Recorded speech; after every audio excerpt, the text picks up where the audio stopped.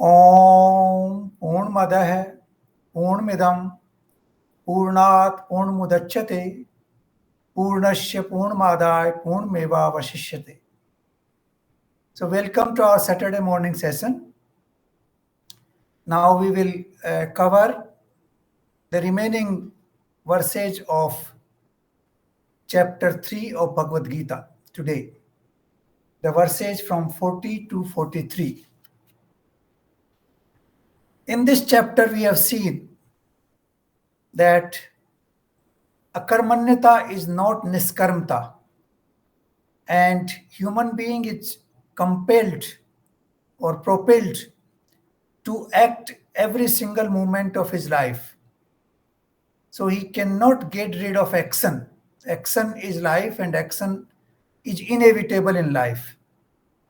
And therefore, Lord Krishna says that if you do action without the feeling of that you are the doer, without the feeling of kartapan, then you can, attain a different, what you call, sense of experience, and then you can attain moksha directly by karma yoga. Then he said that you should do, if you can't remove kartapan, then you should do sambhav, that you are not expecting anything, you are not getting disappointed. Whatever you do, you are doing with sambhav. And then he goes further down and he says that you convert your action into yajna.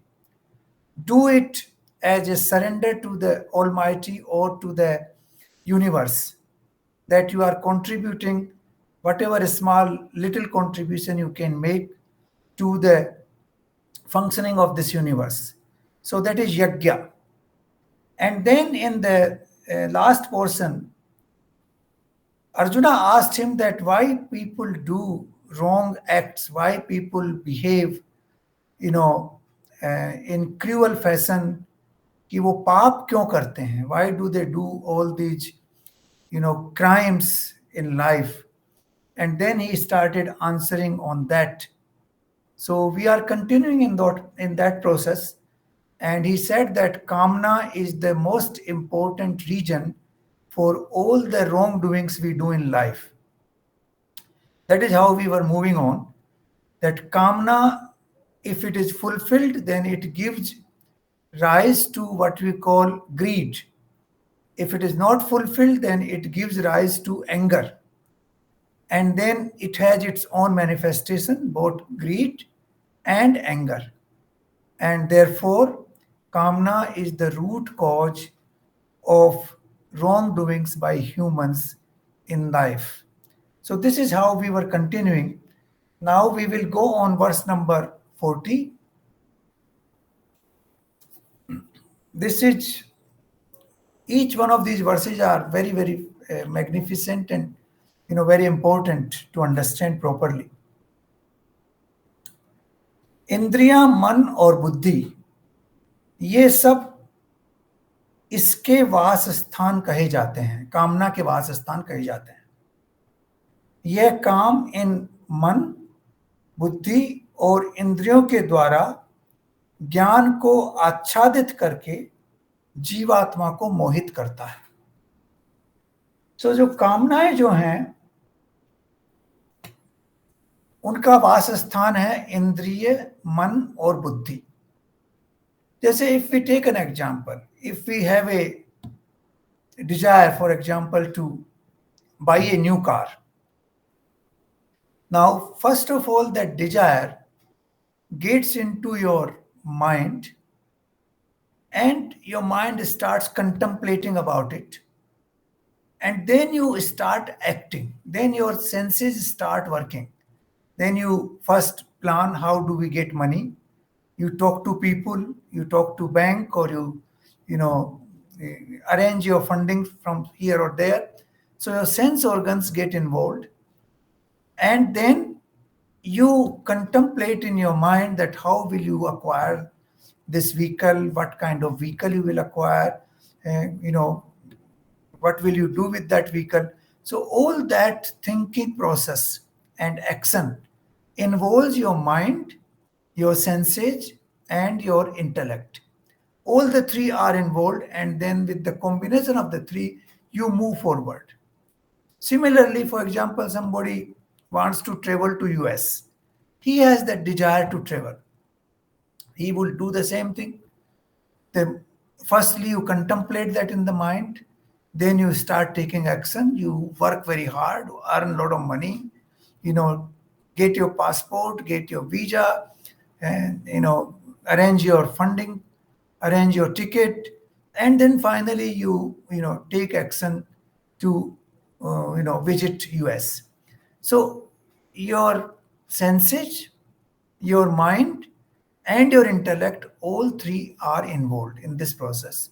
Actually, even your body is also involved, because there's a movement of body here and there, which you can call the action of senses. So all these four parts are involved in every single desire we fulfill. And that is why these are called the वासस्थान, जहां पे कामनाएं निवास करती हैं. कामनाओं का निवास इन तीनों जगहों से होता है. वो either they can rise from sense organs, or they can rise from the mind, or they can rise from your intellect, or they can rise even from your body, and then they start interacting with each other, and then they lead you or they propel you to take action. So all the desires require all these three essential organs of the body to work together. And that is why they are the Vasasthan. If there is no Nivas of those Kamnae in any one of the three, then you presume that you cannot move forward, or you are not engaged in desires. So the desires must live in one of the three, and then leading to interaction with all the three. That is an essential requirement that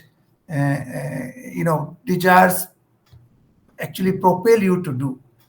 If there is no desire in your mind, or if there is no desire in your sense organs, or if there is no desire in your intellect, then obviously nothing will move forward, and all this, what we call problems which arise out of desires, will not take place. So this is what Krishna wants to say here, that the desires, they have their residence in one of the three, or all, or two of the three, or all the three, or any one of the three.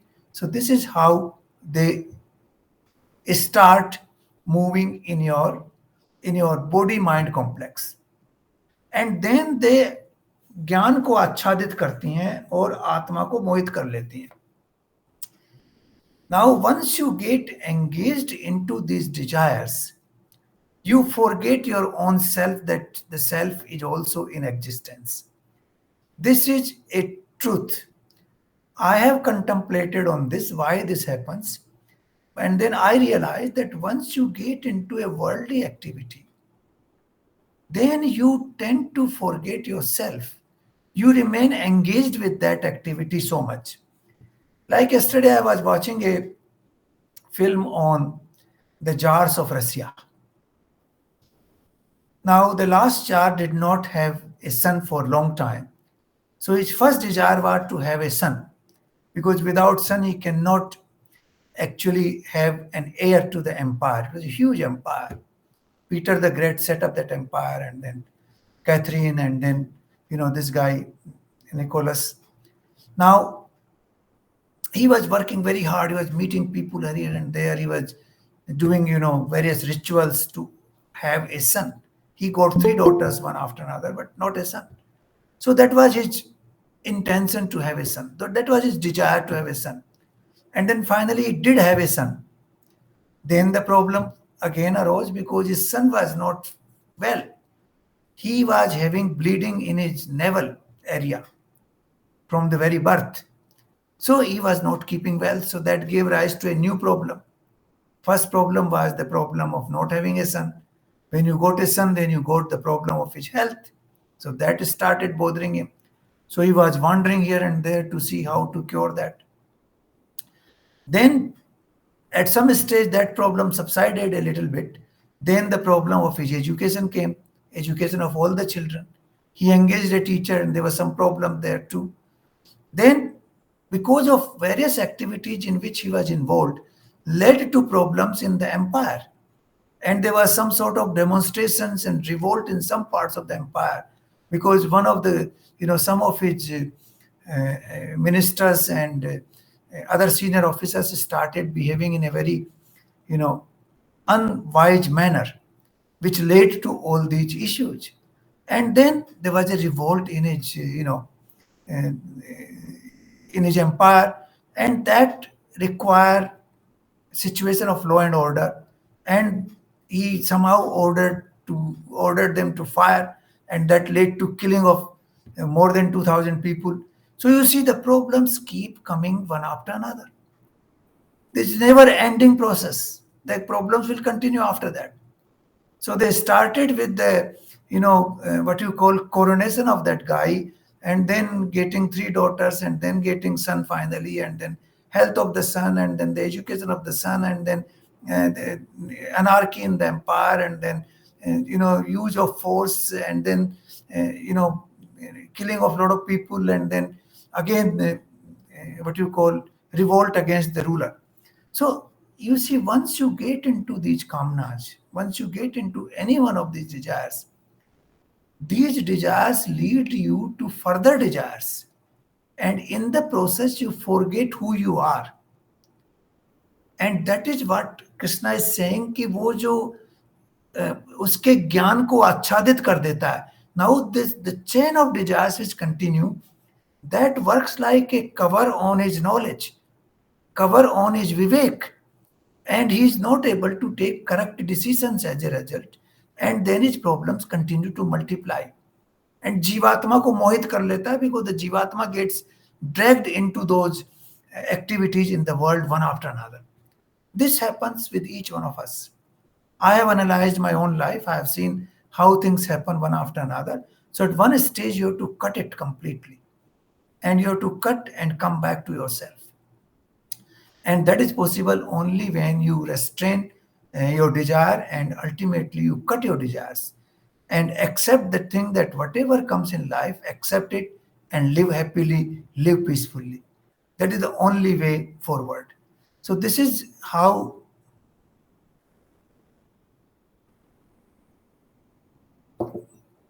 this verse actually works in life.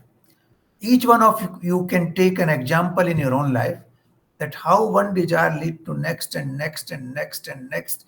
A never-ending process continues, and you remain engaged. Your vivek gets completely in darkness, and you are not able to act properly, and your inner self also get engaged in the world. वो मोहित हो जाता है आत्मा desires के साथ में, और that is how the life moves. So this is what Krishna says in verse number 40, that इंद्रियां, मन और बुद्धि कामनाओं के निवास स्थान है. उनमें either any one of the two, any one of the three, or two of three, or three of three, it depends on the situation, and then they continue to interact with each other, and then desires continue to multiply, and then your real knowledge, ज्ञान जो है, that remains in hidden completely, it doesn't come out, and then you remain completely engaged in the world with your own self also getting engaged, because जीवात्मा उसमें मोहित हो जाती है पूरी तरह से. So this is a very, very interesting verse which we must understand. Now, how do you control that? That is what he says in verse number 41. इसलिए हे अर्जुन, तू पहले इंद्रियों को वश में करके इस ज्ञान और विज्ञान का नाश करने वाले महान पापी काम को अवश्य ही बलपूर्वक मार डाल. कितनी strong language. He has used a very strong language here. It's not that he's telling that you kill him, but he's telling that you have to apply all your force to restrain it. He says इंद्रियों को वश में करके. Actually, I would say इंद्रियां और मन दोनों को वश में करके, because these are the two principal enemies. These are the two principal spaces where the desires live and multiply. And therefore इनको दोनों को वश में करो। और ज्ञान और विज्ञान का नाश करने वाले जो कामना जो है, जो ज्ञान और विज्ञान का नाश करती हैं, जो अपन ने we understood in verse number 40 how they put a veil on the knowledge और they keep the knowledge completely hidden and we remain constantly engaged in the world because of these desires. Now that can be contained only when we are able to contain our senses and our mind, and then we will be able to contain the desires and then we move forward. उसको बलपूर्वक मार डाल, इसका मतलब ये नहीं कि you can kill anything because these things are beyond killing, but he is saying that you have to apply all your force to completely eliminate desires from your mind and from your senses. So this is the verse number 41. Now verse number 42. This is a very fascinating verse which I often use in some of my talks. इंद्रियों को स्थूल शरीर से परे यानी श्रेष्ठ, बलवान और सूक्ष्म कहते हैं। इंद्रियों को शरीर से श्रेष्ठ, बलवान और सूक्ष्म कहते हैं। इंद्रियों से परे मन है, मन से परे बुद्धि है और बुद्धि से भी परे आत्मा है। Now this is a fascinating description of the layers of the human body. Now let me explain this properly. If I say, what is this? You will say, this is your hand, or I will say, this is my hand. My hand means I am using a possessive pronoun here. My hand. This is my book. There is no difference. This is also a possessive pronoun. Or this is my glass. This is also a possessive pronoun. So my hand is as good as a glass or a book. So hand is not me, it is my hand. If I say my body, then also we use the possessive pronoun my body. Body मैं नहीं हूं, मेरी है body. Hindi में भी अपन ऐसे ही कहते हैं, शरीर मेरा है, शरीर मैं नहीं हूं। ये कभी नहीं कहते कि शरीर मैं हूं। कोई भी शरीर का हिस्सा हम यूज करेंगे, we will use possessive pronoun. This is my leg, this is my hand, this is my finger, this is my forehead, this is my hair. All that we use is a possessive pronoun. It means the body is different and then the owner of the body is different. And now these layers have been explained in this verse. So first layer, the bigger layer, which is also the gross layer of this complex, is body itself. Body is a very huge complex. We have 60, 70, 80, 100 kilo of weight. It has so many organs inside. It has at least they say 7 to 8 billion cells inside, maybe more, we don't know. This is called, that is why it is called Purush. Why we call Purush? Because this body is a city. It's a Pur, like Jaipur, Udaipur, Jodhpur. It's a city. Body is a city. And the rehne wala, the person who is living is me. So that is why it is called Purush. So in this city, there are 7 to 8 billion, cells which are living. There are many organs. There are many systems. We have digestive system, we have nervous system, we have circulatory system. There are so many systems in that. All these systems are operating in this Puri, in this city, this huge city. It looks small, but if you ask some scientists, they will say that even the task which liver is discharging, you will require at least 5 to 6 square kilometers of area to have certain plants to produce those kind of ingredients, even not sufficient quantity. Then you have a digestive system inside, which converts your water you drink and juice you drink and bread you eat and chapati and vegetables and whatever you eat, convert that into blood and flesh and skin and bones and all those things. There's no system outside in this universe which can do that. So the body is a very, very complex system inside. So body is itself a big system. It's a complex system. Whatever you have, you drink water which is inanimate, and inside it becomes animate. You eat food which is inanimate, inside it becomes animate. And you have from this animate body these hair coming out, which are, you can cut them, and nails which are coming out, you can cut them, they are inanimate. So there's a combination of animate and inanimate in this body. The animate becomes inanimate and inanimate becomes animate. This is a complex system which you can do nowhere outside. It's not possible anywhere in the universe. You can convert animate into inanimate and inanimate into animate. It's not possible. So this body is a complex structure itself. It's a gross one. It's a big one. But Krishna says इस शरीर से इंद्रियां ज्यादा श्रेष्ठ हैं, बलवान हैं और सूक्ष्म हैं. Now why it is so? Because, for example, I don't have eyes. If I don't have ears, if I don't have tongue, what would be my state? I would be like a vegetable.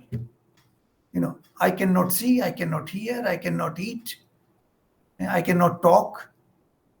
Basically, I will be converted into a vegetable. And that's what happens in old age when people's sense organs become ineffective. We all get converted into a form of vegetable. So the body is very complex system, but it is controlled by sense organs.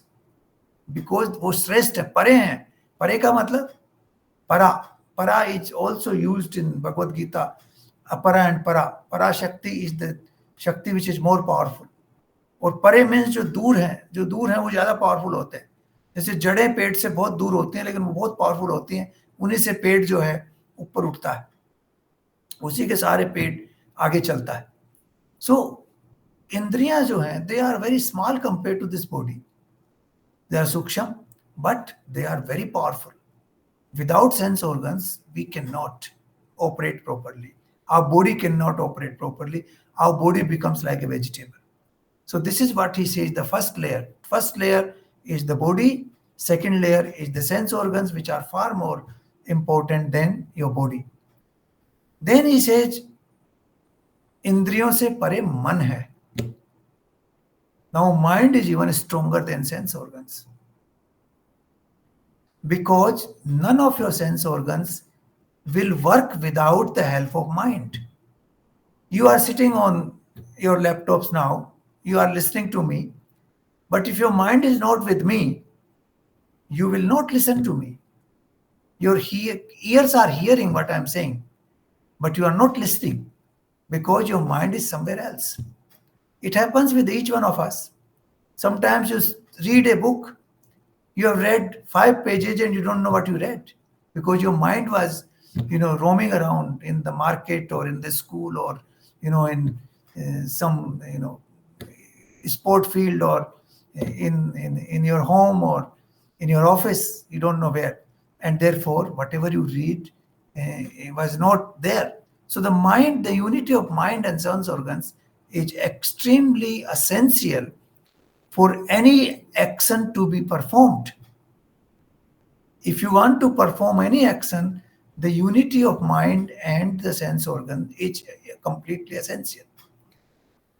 So that is why Krishna says that the mind is far more important than your senses. And we also say mind is the 6th, sense, or sometimes 11th sense, or, we also call it king of senses. There are various words which have been used. So mind it has become so suksham that it's not even visible, it's not even tangible.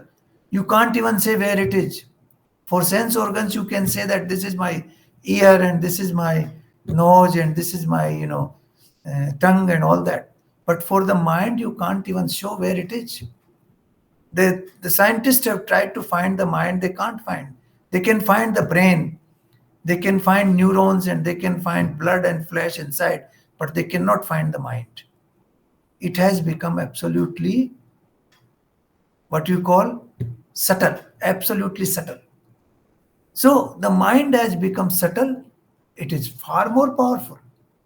ये श्रेष्ठ भी है, सूक्ष्म भी है, बलवान भी है, इंद्रियों से ज्यादा श्रेष्ठ, सूक्ष्म, बलवान. So that is the third layer, body and then the senses and then the mind. And then he says बुद्धि उससे ज्यादा श्रेष्ठ, उससे ज्यादा सूक्ष्म है, उससे ज्यादा बलवान है. Now what is buddhi? The buddhi is power of our intellect where we analyze things, where the positives and the negatives and the good and the bad, everything is put together and analyzed, and what you call bisected. Things are bisected in intellect. Like for example, you want to decide whether Modi government is doing something good or not, then you will bisect. You will do all kinds of analysis. This is what he did, this is what he said, this is how he performed, this is what he did, and you will, keep doing that analysis. So that analysis, mind is lower portion, intellect is higher portion. It is called antakaran into. This is a difference, and this difference, if you think mind is moving and there, it's very, like wind, it blows, it's never static. But buddhi, you bring it into action when it is needed. You want to buy a company. Now you have to put your buddhi into action to analyze whether it's good to buy, what is the worth, how much price, what are the products, whether I'll be able to manage all this. So there the analysis comes into play. So the intellect is higher than the mind. For example, mind wants to, you are a patient of diabetes and mind wants to eat ice cream and chocolate. The intellect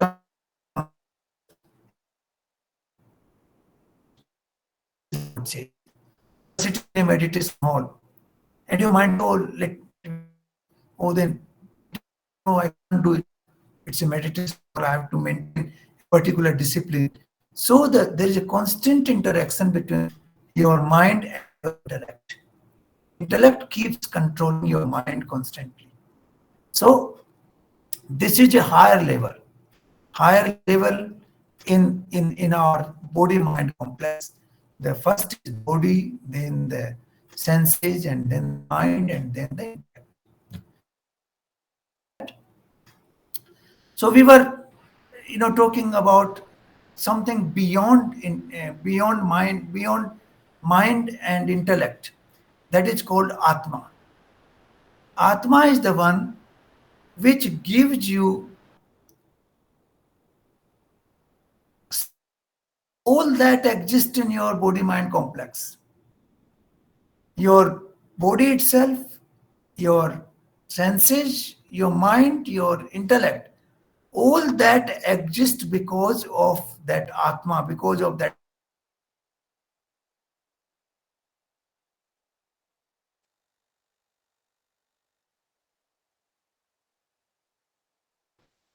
Can you hear me? Yeah, your connection is coming and going. Yes, that's right. Now it's okay? Well, it's not satisfactory, but No, it's okay. Coming okay now. Okay, no problem. We'll all continue. right, just carry on that.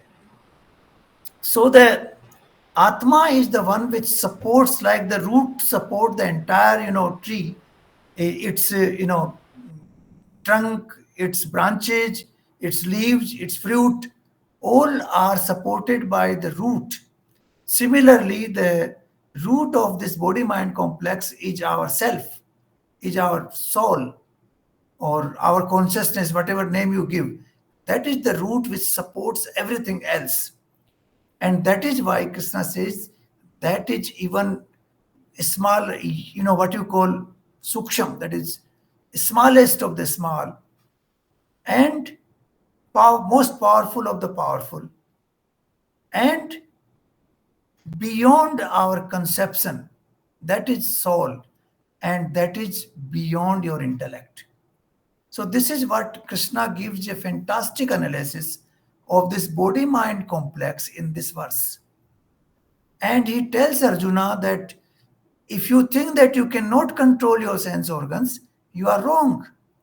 Because beyond sense organ lies your mind. Beyond mind lies your intellect. Beyond intellect lies your own self. And therefore, there are many, many powers which can control your senses. And therefore, you must control those senses which are engaged in all types of desires and which are propelling you to do wrong things in life. So this is what Krishna was trying to say in this verse, which is a very fascinating verse. This verse, actually, in my view, is the most scientific verse in terms of analysis of human layers. I don't call it a human body, I call it a human constitution. This constitution has many layers. Of course, the most visible is the body, and then the senses, and then the mind, and then intellect, and then, of course, the soul. But there's also in between one. The senses also have two layers. One is the physical layer, and second is what we call visay. What we call is the subject of senses. For example, the hearing is the here, that is the instrument here. But the subject is the music. For example, you are interested in the music, then that is the subject of your sense organs. So इसको तन्मात्रा भी कहते हैं संस्कृत में, तन्मात्रा. So this is another layer in between. So if you go again to those layers, that the body is the one, then comes the senses, then comes tanmatra or the objects of the senses, and then comes the mind, then comes the buddhi, and then comes the soul. So this is the sequence, and the smaller it becomes, the invisible it becomes, the more powerful it becomes. Isko pare, the word which has been used in Sanskrit is pare. Pare means it is far more powerful than the previous one. That is what the pare means in Sanskrit. And this is what we must understand, that if certain things we are not able to resolve with our intellect, then we have to go to our inner self. तभी हम कहते हैं कि आत्मा की आवाज को सुनो. Because there are a lot of things in life you cannot resolve with the intellect. Simple things. Whether egg was produced first or the chicken was produced first, you can't resolve. Whether the day came first or the night came first, you can't resolve. It's not possible because they are so tied up. Can you say that, can I separate the tail and head of a coin? Can you? Intellect cannot do that. So there are a lot of things which are full of dualities in this world. The duality is inevitable part of the existence. And therefore, we have to take resort to something beyond intellect. And that resolution you can find only in your own self. In the voice of your inner self, you can get resolution for all those dilemmas which you face in life. So this is what Krishna has said, that please get rid of your kamnas, because the kamnas lead you to those undesirable activities in life. And if you think you are not, then he says that these kamnas, their living place is basically the senses and the mind, and to some extent your intellect, where they are living, and from there they are operating. They are also working as a cover for your knowledge, as he has explained earlier, that जैसे धुआं अग्नि को cover कर लेता है, मैल जो है शीशे को कवर कर लेता है, और जो गर्भ जो है वो जेर से कवर होता है. So these are the examples. He has given 3 variety of examples. Similarly, those desires cover our knowledge. It could be foggy type knowledge, foggy type cover, like the cover of the fire. It could be, in the form of particles, that is the mail on a mirror, or it could be a solid one, that is on the garb, on jair on the garb. So that is what he has said, that it could be any variety of cover, but this cover arises because of the desires, and therefore you should control your sense organs and you should control your mind, because those are the living places for the desires. And if you think you cannot do that, you are wrong, you are mistaken. Then he gives this verse that compared to your body, your senses are more powerful. Compared to senses, your mind is more powerful. Compared to mind, your intellect is more powerful. And compared to intellect, your soul is more powerful. So this is what he continues in this direction and gives you a beautiful explanation of this entire body-mind complex and its functioning. So this is what he says, that let us control our desires and let us control our senses to control those desires. And we move forward from here to the last verse of this chapter. इस प्रकार बुद्धि से परे अर्थात सूक्ष्म, बलवान और अत्यंत श्रेष्ठ आत्मा को जानकर और बुद्धि के द्वारा मन को वश में करके, हे महाबाहो, तू इस काम रूप दुर्जय शत्रु को मार डाल. Now this is what he has suggested. I think this is a crux of what you call कर्म योग. कर्म योग का crux यही है, that बुद्धि से परे इज आत्मा, सूक्ष्म भी है, बलवान भी है. It's like the root of a tree where everything is sustained. So similarly, the soul sustains everything. When the soul leaves, all the entire complex, becomes inoperative. Your senses don't work, your mind doesn't work, your intellect fails, and you start, even body start decomposing after a while. So this is what happens. So he says, उससे परे जो आत्मा है उसको समझो और बुद्धि से मन को कंट्रोल करो, मन से सेंसेज को कंट्रोल करो, और सेंसेज को कंट्रोल करने से you will be able to control the desires which are taking their birth and proliferating in your sense organs and in your mind. And by doing all that, you will be able to attain moksha, you will be able to attain oneness with the Almighty, you will be able to attain perpetual, eternal peace in your mind, and you will be able to attain, as he said in the end of the second chapter, Sthit Pragya. The second chapter ended with Sthit Pragya. Here it ends with controlling the desires. Desires must be controlled, otherwise you will continue to remain entangled in this world, because the desires will give birth to new desires and you will not be able to get out of it, as I gave you some examples to explain. So this is what he said, that at one stage you have to cut it off and say, no more desires, and I don't want interference in my peace and the way I want to live. So this is what Krishna has said, that Arjun, listen to me and control your desires through your sense organs, and control your sense organs through your mind, control your mind through your intellect, and control your intellect through yourself, your Atma. So I think we will end here today because this is the conclusion of our third chapter, the Karma Yoga, and it has been a fantastic, I would say that the crux of Bhagavad Gita is in these two chapters, chapter 2 and 3.